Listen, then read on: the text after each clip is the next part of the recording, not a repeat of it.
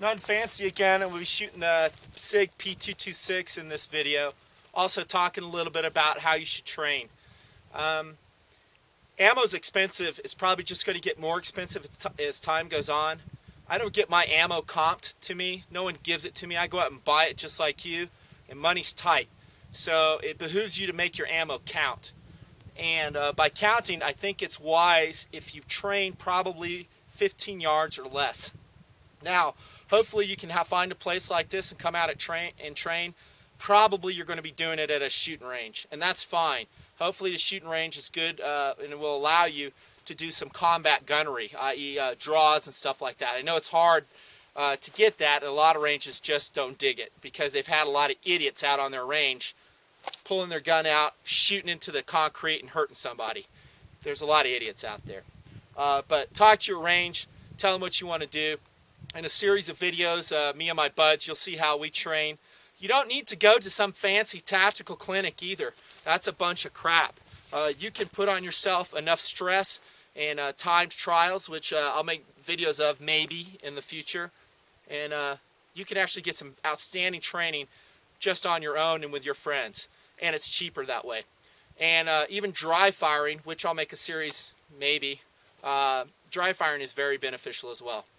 Now, this is a Tac Force cross-draw vest. That's how I'm choosing to carry the gun right now. It's just easy. I'll do a separate review on this. You guys are probably wondering about the configuration. I'll talk to it here in another video. But I'm bringing it up now because a cross-draw vest is a very awesome way to have a grab-and-go capability with a gun. Sorry if I'm yelling. I got your hearing protection in again. And grab-and-go is awesome. I mean, we just pull the vest on. It's got rifle ammo. It's got our pistol. It's got pistol ammo here. It's awesome. However, it is a little bit slower from the draw, okay? And that just needs to be trained with. And by that I mean I can't just one hand pull this out because it has a fast text clasp right here. So I can make a two-hand draw like that, or I can make it a two-stage draw with one hand coming out of the cross-draw vest, kind of coming down here, undoing the clasp, and then drawing. Not super fast. Just be advised. However, I still like the cross-draw vest. And that's how we're going to shoot the Sig now. And as you can see, there's a target sitting up there mocking me, by the way. I hear it mocking. It's going to get wasted here, hopefully. And again, I'm a little bit out of practice with the P226. I haven't shot it in a long time. Been mainly doing Glocks and USPs lately. So I may suck at this. We'll find out. Let's check our weapon first. Make sure indeed it's loaded. Yep, it's loaded. I love the dedicated hammer drop of the Sig, and that's just plain old cool. I use it, and once you get used to it, you'll just do it without even thinking about it. I'll talk to that in my tabletop review. Alright, my goal on this target, and again, I'm going to go for accuracy, not necessarily speed, is I want to pop 2 rounds, hopefully, in or near those orange squares. I may suck. We'll find out. Again, I'm not the fastest gun in the West. I can hold my own, generally speaking. And I know this, the more I practice, the faster I get. Rock and roll. Wish me luck.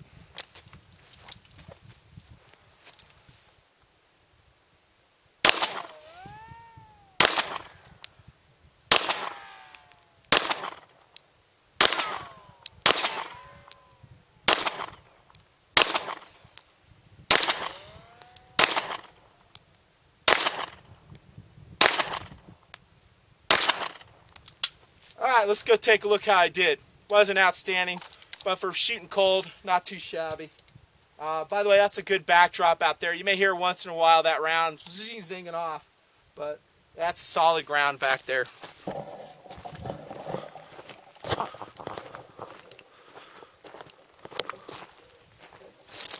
Here we go. And let me just take this off the tripod. This is kind of obnoxious on the tripod.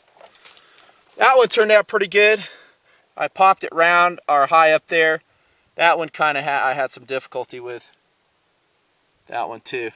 What do you say we try it again? Oh, I forgot to show you my best one. Nailed one. So that's first round. Let's see if we can improve a little bit with a Sig P226. I've marked the rounds as indicated with magic marker. This is fun. Way fun. By the way, when you're shooting your pistol, Breathing is very important. If you can just take a breath, let half of it out, release about half of it, and hold your breath while you're firing. That will lead to better trigger control. Not that I'm demonstrating that today, but it is very beneficial. Work on your breathing, and then you'll work on your trigger. Round 2, Sig P226.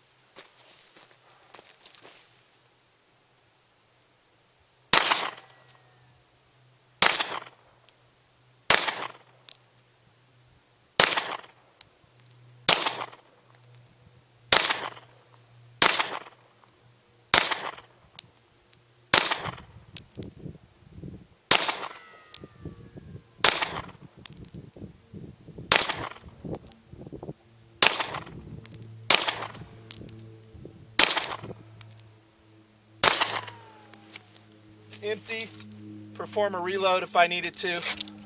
These are Glock mags. Let's go see how we did, round 2. I'll tell you now, it's better. And like I said before, the more we practice, the better we get. And you'll see that in just the second round, my groups will tighten up. See the first round, the ones that are marked, they were kind of high, maybe a little bit to the left. I got my breathing control down better.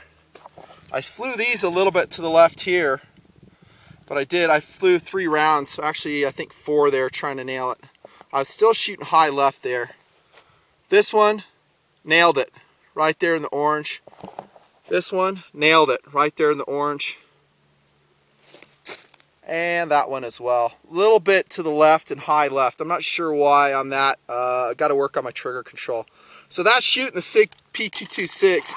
And the more you shoot it, like I say, the better you're going to get and the tighter your groups will be. If I had spent some time with my trigger and dry firing, I suspect that those groups would be a lot tighter. But like I said, I haven't been messing with the Sig trigger lately, and that showed in that first round. So that's the Sig P226. It is an outstanding gun. One of the best in the world, no doubt. You can totally bet your life on it.